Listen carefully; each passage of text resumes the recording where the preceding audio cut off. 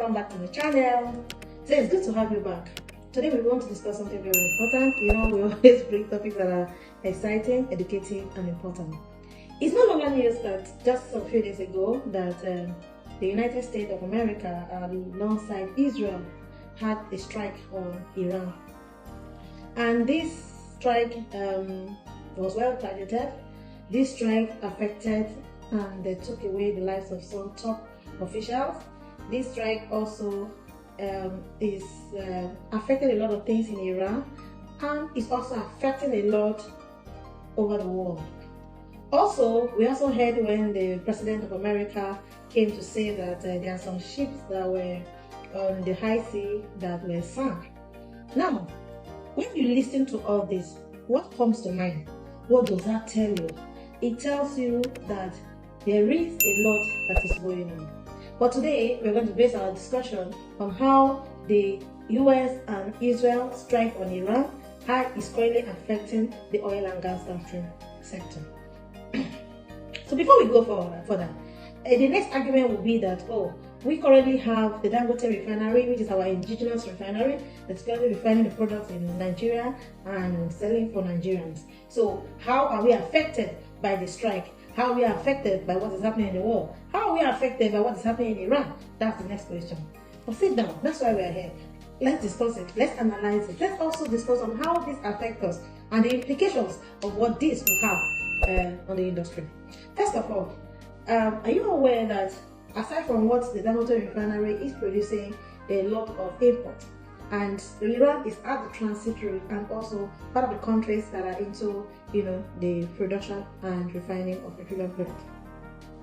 Now, you also saw that, or if you have not heard, also thinking that the President of the United States of America, Mr. Donald Trump, or President Donald Trump, also said that they sank some ships. What do you think these ships were conveying when they were sunk? What do you think will possibly be what the commodities that were in it? Most of them are carrying crude oil or refined products from one place to another. So what does that tell you? What tells us is that this is going to have an impact in the industry and it's going to affect everywhere around the world. Now, if you listen to the news, you can hear that most countries, have joined the war. But that's not what we're discussing. What we are here to discuss is the impact that this action and what is currently going right now, how it will impact our own economy, how it will impact the industry, oil and gas, and it also impact us as a nation. One thing I must tell you for a fact is that the cost of this, or what is currently happening right now, will have an impact in the cost of pump price.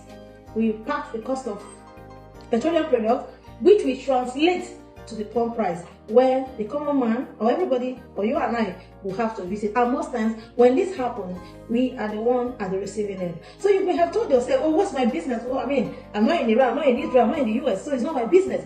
But I'm telling you right now that just this action by US and Israel on Iran is going to impact on our industry, and it's going to impact on the pump price. So now, for us to take a further deep dive into what is happening, what OPEC is currently doing, the average daily production per barrel, let's take a look at what these analysts have to say regarding the war in Iran, the ship's vessel, because we've also seen statements that have been published, and so many things have been suspended. But let's take a look at this. Thank you. Trading kicked off early this morning. Ease back a little bit. West Texas Intermediate also on the up and up. And of course, again, surrounding the attacks on Iran, with the U.S. government pursuing regime change. What are your usual suspects? Because we've been here before. We were here last year. Our equities will be down. You've seen the equities. Although the Nigerian Stock Exchange, though, bucking the trend. But aside from that, global equities down. Energy stocks up, airline stocks with all the disrupted flights, particularly across the Middle East, they are suffering. Even cruise stocks are suffering as well. Gold up, bond yields down, with investors flocking to safe haven. So those are the usual suspects when this happens. The Strait of Hormuz, a very important trading channel right here, Iran to the north, Oman to the south. And of course, vessels have stopped moving through here because there was an attack on one particular vessel. Maersk has made an announcement that they're going to halt passing through the strait until further notice. Other vessels have decided to just wait and see. And of course, this is an important trading channel because of the supply of oil, particularly to the Asian region, your China, your Japan, and so on and so forth. So that, of course, is also possibly could put further upward pressure on oil prices, even though OPEC Plus has announced. I mean, how much more supply does OPEC have? How much? What can OPEC and its members do here? 206,000 barrels for April. All right, just getting into March. So we have to see if U.S. President Trump says this could be extended for 5 weeks. Who knows? Pete Hegseth just gave a speech not too long ago from the Pentagon, and so he is saying this, it's a fluid situation, but they're saying more U.S. reinforcements are being brought forward. We had a drone attack that halted Saudi Aramco operations. That's the crown jewel in Saudi Arabia. So it's everything everywhere all at once. The popular Oscar-winning insurance premiums for the vessels there, they have spikes, and so they're saying, wait a minute, I'm going to pay all this high insurance premiums. Well, stocks for these companies, those are also on the up and up as a result of the fact that it's going to be more expensive for them to pass through there. So everything is in flux. We spoke with Mustafa Alao, head of research at Investment One, and Dr. Tolu Awofina, managing director of Argental Capital UK. She joined us from London. They started off reacting to the OPEC Plus decision, and then we had a further discussion on everything that's going on right now with oil prices. This increase of 260 euros a day, specifically. This came in a little bit shorter than expected. I think the general expectation was about 400,000 barrels per day. I think the case to is that they're trying to assess the situation, right? So this was an emergency meeting they mentioned, and they're kind of having like a feel of what the market is thinking. So interaction potential of the stress funds being stability.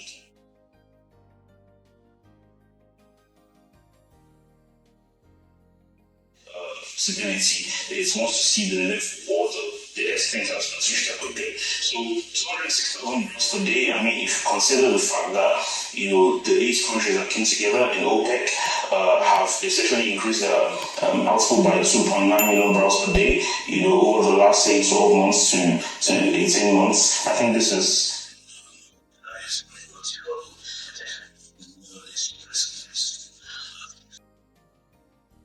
Thanks for having me. I think my thoughts echo to a great extent Mustafa's point.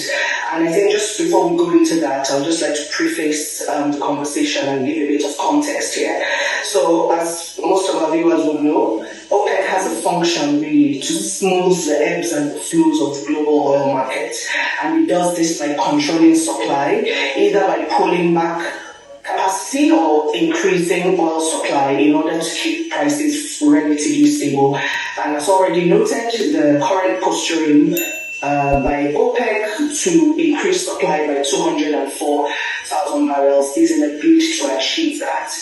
I think in terms of the impact, I believe that it is fairly limited.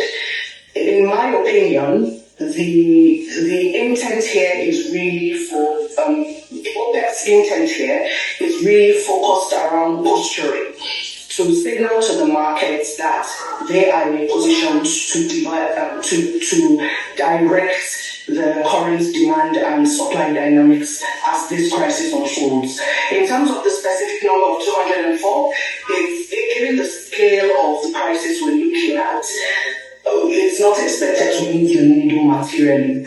Also, this increase in supply is expected to kick in April in the scenario. So if there is any material impact from the OPEC Plus, it has to come from producers outside of that region, which is Venezuela, Algeria, Nigeria, and so on. Now, these countries may not be as nimble as one would Perhaps would be preferred to immediately react to a scenario such as this. And I guess bringing the conversation to Nigeria. Nigeria has a quota of 1.5 million barrels per day. However, in 2025, the country only hits that quota only, I believe, about 3 to 4 months over the course of last year. So I think this just speaks to the overall effectiveness of the quota increase. It really would work if countries are able to turn on their taps very quickly to boost the supply, and that remains to be seen. Following the escalating military conflict, we've decided to pause future transfers through the Bab el-Mandeb Strait for the time being. We'll continue to monitor the situation closely and take all needed action. So, I'm most want to start with you. As far as I know, I hear there are other vessels, other companies making the similar decision with pause of movement. How much of an impact? Yeah, I mean, so if you look at the patient. Look at the Strait of Hormuz, it's very narrow, really, 32 to 33 kilometers. But you see that on each side, you see that there's a lot of ship tankers that are just waiting there, so there isn't significant movements within that corridor. And that's because of, a lot of the insurance companies, so you find that a lot of the maritime insurance clubs, they're essentially thinking about how they're not going to cover the war risk and essentially pulling out the policies, especially amidst this period. So that is essentially going to put a significant strain on costs and global logistics, and that has essentially caused a lot of the tankers to do port seeking, so the IC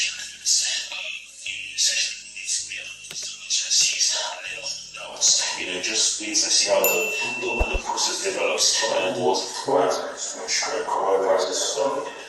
back in the 1980s, right? So you had the Iran-Iraq war in 1980.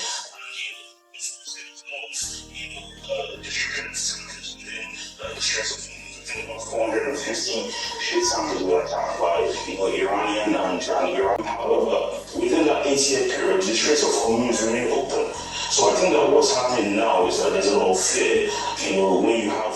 So now that you've listened to what the analysts have to say, you can agree with me that what is currently happening in the US and the US and Iran war is going to take a toll on the world at large. It's going to affect, countries and the oil and gas significantly. This is going to reflect also in the pump price. And for sure, I can tell you that it's not going to take the pump price less, but rather it will take the pump price higher. So we have to get ready for what is coming in the coming days and ensure that we keep our fingers crossed. So once again, from me to you, I want to thank you for watching this channel. I want to thank you for keeping up to date with us. We said, stay glued, and see you in the next video. Thank you. Bye.